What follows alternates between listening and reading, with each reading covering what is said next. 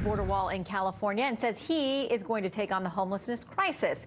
As California leaders, you heard Trey say, vow to sue over his newest policy announcement. So let's debate with two of our favorite West Coasters, host of Left Coast News, Ethan Behrman, and the host of The Next Revolution right here on Fox News, Steve Hilton, both joining us live. Great to have you, gentlemen.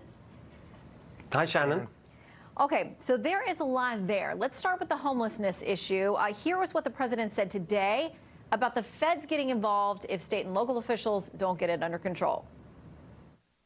If these Democrat liberal politicians don't straighten it out, the federal government will have to come in. We're not going to lose cities like Los Angeles, San Francisco, and others that are great cities. We're not going to allow that to happen to our cities.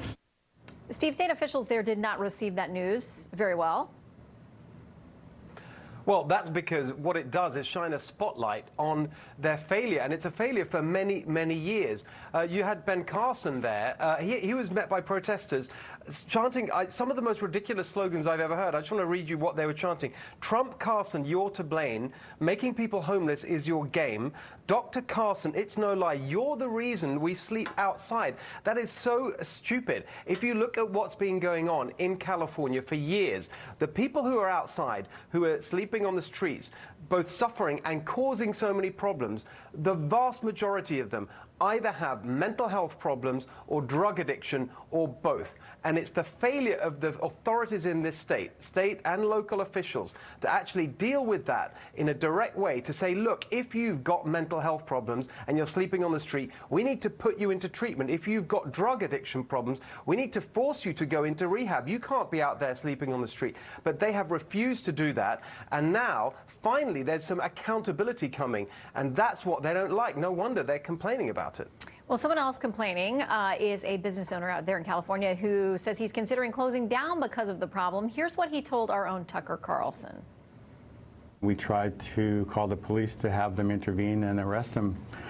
And in the process, he decided to bite me. And one of the statements he made was, why even calling the police? They're not going to do anything. They're just going to let me go.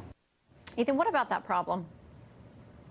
Yeah, it's horrible, and I hate to see that happen at all. And people do get attacked sometimes, and it's terrible that we don't take the time to differentiate between the visible homeless and the invisible homeless. What Steve was referring to and what that business owner dealt with are what we call the visible homeless, those who are out in our paths, they're blocking sidewalks, that have mental health issues. And we finally, after 50 years of court rulings that have tied the hands of city and state leaders here in the state of California, have started to finally make some progress with new conservatorship rules. We've tried to address the housing crisis that Dr. Ben Carson has so fundamentally wrong, where it's actually a market problem. We're over 3 million units of housing short, which the feds could help with, as opposed to raising the price that people who are on Section 8 vouchers have to contribute, which is what Dr. Carson has proposed.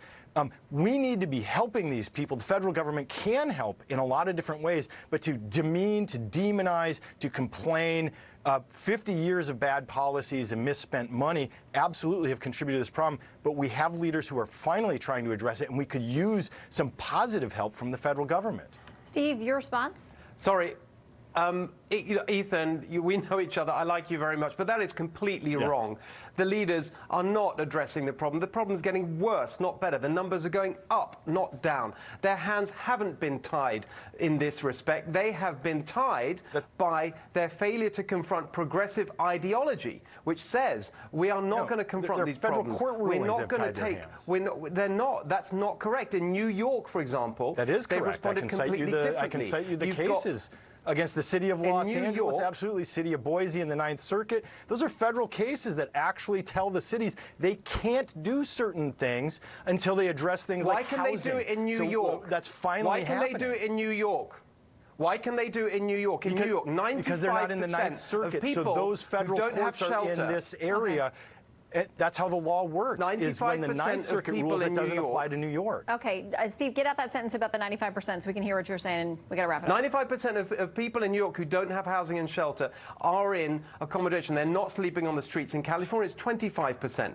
The numbers are getting worse, and the problem is that these leaders in the state and local level in California just won't stand up to the liberal progressive ideology that says we're going to be soft and hands-off about this terrible public health crisis, never mind the human crisis, for the people affected. elected. Yeah, we all agree it is a We crisis. agree on that? Finding solutions is going to take a lot of working probably across the aisle. So thank you both. Great to have you with us tonight.